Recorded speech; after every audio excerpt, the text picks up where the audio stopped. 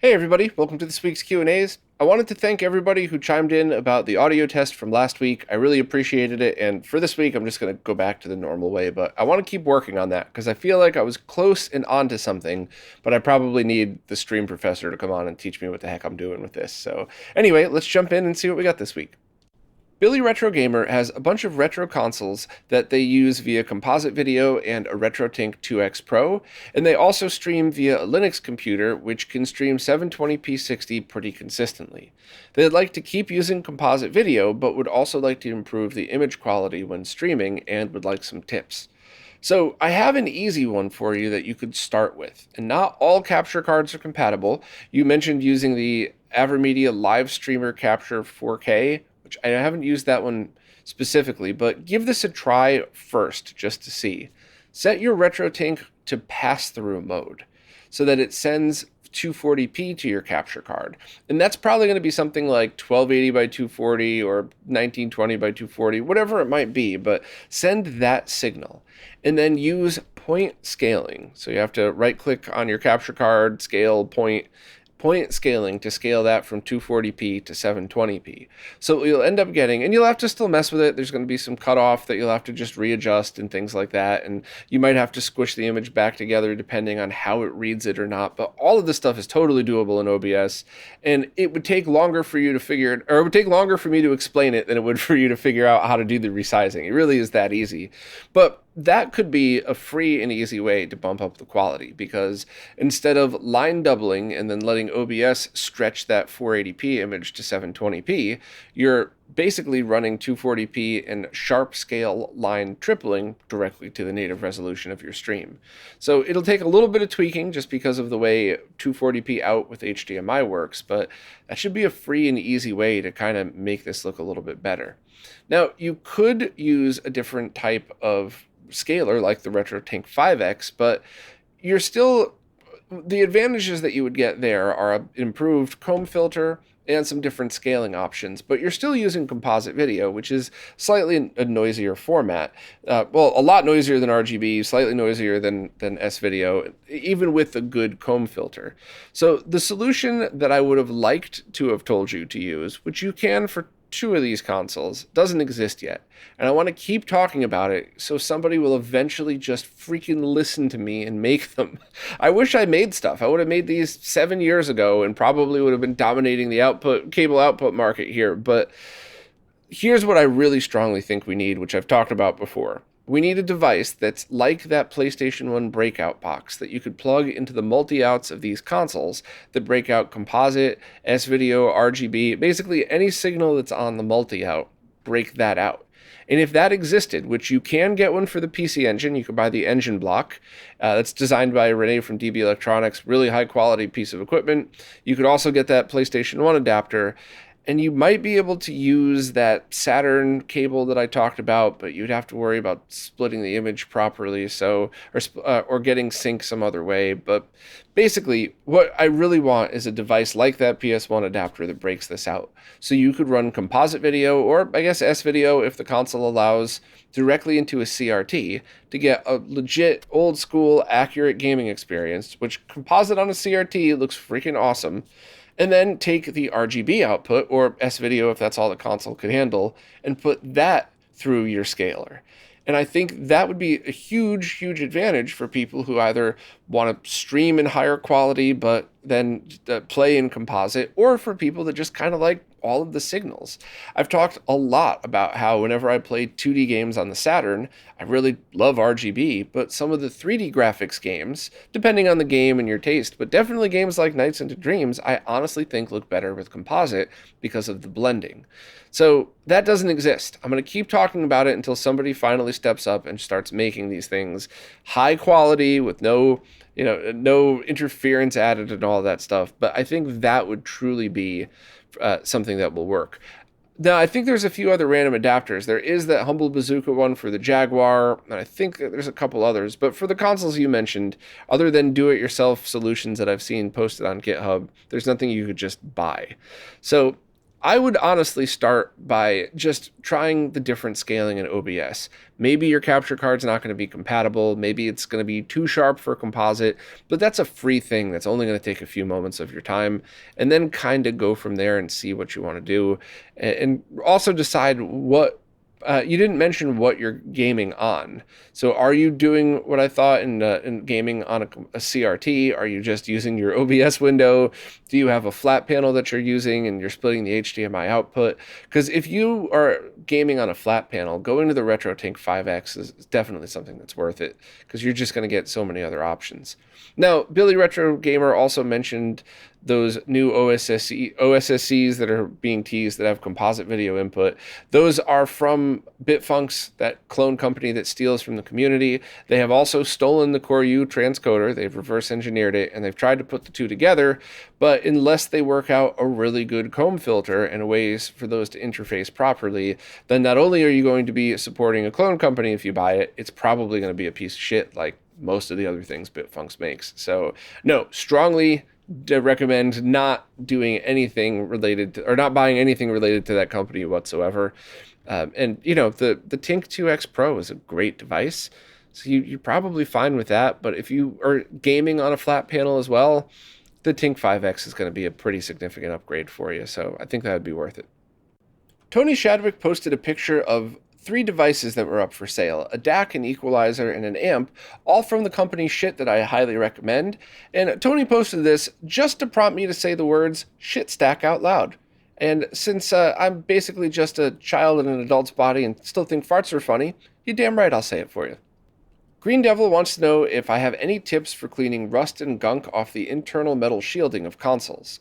They want to clean it up so that they could use them with clear shells to show off the insides.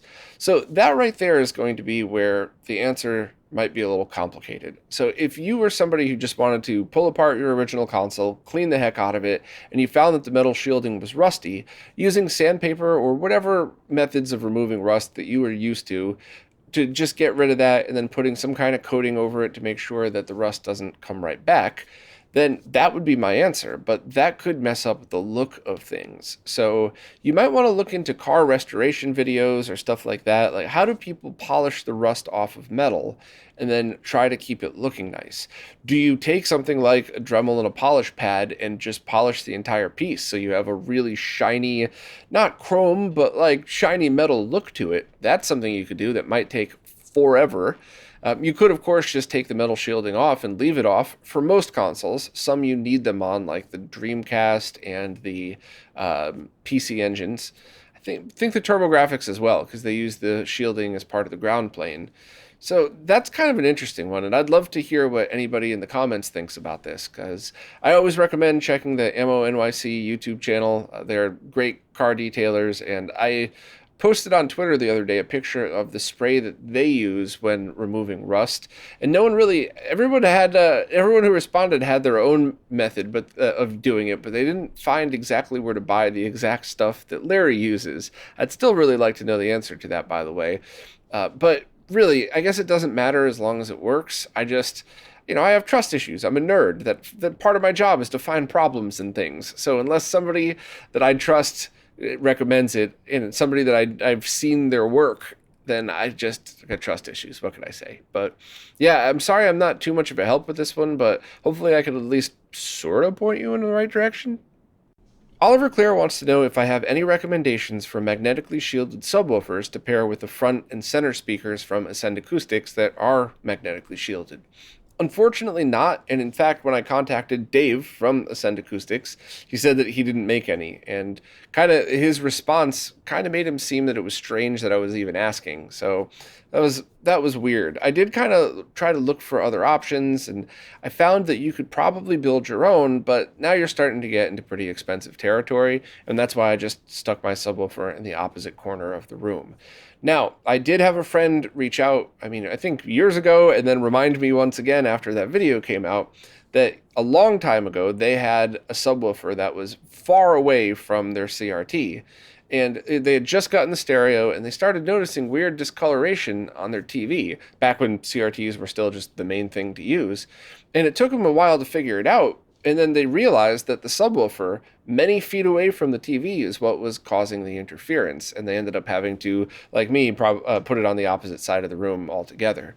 So it's, I just got lucky that this one's far enough away that there isn't any problems. And to be honest, where it was located up front when I gave it a try was really close to being far enough away, to the point where if I didn't have CRTs on the left and right sides, only in the middle, it probably would have been fine. So if you have a subwoofer that you know that you like, I would just give that a try and see, and just kind of, the only thing I would definitely suggest is set up a camera in manual mode, including your cell phone, by the way. Just set it to not readjust or refocus, and have an all-white screen going on your CRT, and then have the subwoofer out of the room, far away, wherever it is, and hit record, and then bring that subwoofer over, and then set it wherever that you want it, sort of near the TV, and then go back and play back that video and take a screenshot from when you started and take a screenshot from the end, and then also watch and see, and that way you could kind of tell. And for me, when I was moving the subwoofer next to where the TV was, you could definitely see the colors go crazy as the subwoofer went by. But when it was in the corner, it looked fine. And I'm staring at it going, is it okay? And that's when I took the screenshot from the first and the last frame of that video, and then just compared them and saw that there was a little more discoloration. And then, of course, I moved the subwoofer, took another screenshot, and it was back to the way it was. So I would just be very nerdy about double checking, because my rule of thumb, which is all guess, this is 100% bullshit, but my rule of thumb is move the speakers, the non-shielded speakers, as far away from your CRT as you can until you stop seeing interference, which is usually a couple of feet, and then double it. And that should be safe. Now, that also might not be safe. It might be overkill. I don't really care. That's kind of how I've been doing it, and it seems to have been good advice so far. So give that a shot. Also, thank you very much for the kind words, and I'm always happy to answer these questions. And it's just, I always want to make people feel like their questions are good, because almost all the questions are good. The only questions that I consider are stupid questions are when I post something up on social media like, hey, everybody, here's the answer to everything you've been asking about lately. Just click on this link. And somebody goes, so what's the answer? Asshole, you couldn't just click on the link? It takes you more effort to tweet back what is the answer than it is to click on the link that I already provided. So that's the only stupid questions, for the most part. So certainly none of yours have been like that, Oliver. So keep firing away. Belmont wanted to follow up on the discussion we had a while back about what do you do when you had a big loss and you messed up a console while modding.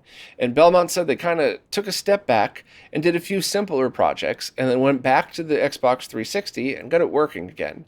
And I just think that is absolutely awesome. You took a breather, you vented about it, and then you went back and you did a couple other projects to, get your confidence back up, to remind yourself that you can actually do these things, and you're just going to have a loss every now and then you went back and fixed it. So I think that's great. I also think it's kind of like playing guitar, or I guess any instrument, in that if you're doing something a little too hard, maybe back it down, and try something a little bit slower, or try the same thing but just kind of go about it a little bit different, and then try it again. The other music thing that I always did as well is then try it too fast, and then when you go back to the normal speed, it does seem a little bit easier. So I guess that would mean you would have to find a piece of electronic equipment that was already dead that you could practice a harder mod on. I don't know, that analogy might not be that great, but I still like how you approached it, so there you go. Andrew Neilsley uses their Wii to play most of their retro games, but they have 2 CRTs that they like to use. So rather than have to fumble behind each of the CRTs when they're switching between them, they bought 2 sets of component video cables, and then they could just switch the connection in the back of the Wii. That's a pretty cool solution, except how about not switching anything at all and using some kind of powered splitter? Now, Andrew knows that you can't use Y circuits on 99.9% of cable setups like this with video, so they were looking for a way to do it that would be safe. Now, if Andrew had said, I have my Wii and 7 other component video consoles, I would say get a G-Comp switch. Or I have a Wii and two other consoles, get that new Games Care Switch, but that's not the case. So with all respect to both Switch makers, it would be a complete waste of money for Andrew to buy something like that because they just wouldn't use the other inputs. So what you would need, Andrew, is a powered distribution amplifier. Now, there are things that you could do it yourself in the retro gaming scene if you wanted a hand to make one. There's a couple of different circuits, there's a couple of open source schematics, but generally speaking, I think you could go on eBay and find component video distribution amps for very, very cheap. Either that or component video, 1 in, 2 out. The only things that you're going to want to verify, are they powered? Because if it's a basic push button, they're not going to be powered, and it's either only going to allow one output at a time, which maybe that's fine. Pushing a button might be a little easier than unplugging and replugging, but you really want something that's powered and amplified so you don't have to worry about this. So I would find any one of those in order to accomplish this, and then run one very quick test. And I would not recommend this test for other scenarios. I'll get back to that. But basically, have one CRT connected and the Wii powered on at maybe the main screen, or something with a bright screen would probably be easiest. And then plug in the second monitor while you're looking at the first and see if the brightness drops at all. I think in the context of testing a powered distribution amp circuit like that, then that's a good way to test, because if the brightness dims, then something's wrong. It's not supposed to do that. They're supposed to be completely discrete circuits. Now, once again, I would not recommend testing other equipment this way unless you had a scope, of course. That's only in the context of you have a powered splitter, distribution amp, whatever else, and you just want to verify that there isn't going to be any kind of brightness issues. So that is what I would suggest for now, and then just kind of see where you go from there. You know, if you have cheaper Wii cables, no offense, I mean, if you bought one of the bargain bin ones and you have a distribution amp that's not the highest quality, you're not really going to make the quality any worse.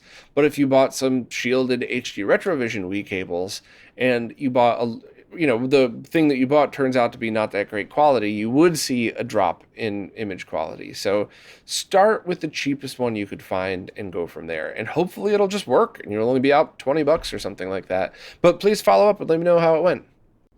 Oliver Clear posted a while back about getting a 720p 3D projector specifically for playing stereoscopic 3D games on the PS3 and Xbox 360.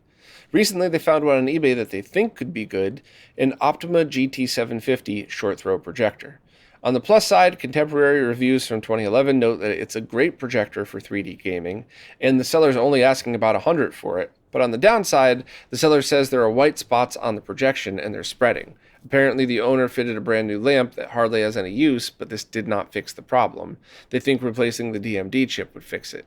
They found sites that sell those chips, but don't know any modders that work on projectors and have no idea whether that would actually address the problem.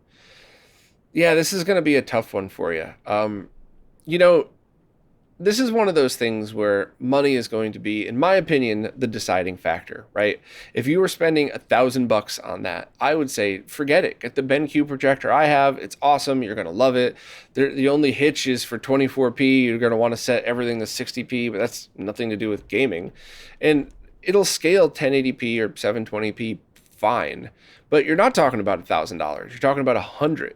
So now that's a whole other story, because risking $100 on a projector and hopefully a fairly cheap chip, if that all works, you've got a pretty awesome solution for a very, very low price. But if it doesn't work, you have a projector that you probably can't resell. Maybe you'd have to sell you for parts that are not working and just be honest about it. But you're definitely going to waste time and money. So I don't know. This is a rough one. It really depends on how much you're willing to spend and how important this is to you. But here's the problem. How do you know if it's really important to you unless you've got one in your house and you've tried it? So that's kind of a big thing, right? And that's actually a huge problem anytime you have something that costs a bunch of money. Whether it's good headphones, do you really know if you go into a store and put on headphones? You're going to need to be in your own environment doing the stuff that you would normally do. And it's the same with this. I guess it's the same with anything. So I don't know. I'm sorry. I don't have a really good recommendation for you. I think you got to decide what's more important to you, saving money and doing a gamble, or just getting something awesome that you could install and forget about and not have to worry anymore. So I'll leave that one up to you, but I don't know, that's a tough one. I have a very hard time deciding what to do if that were me.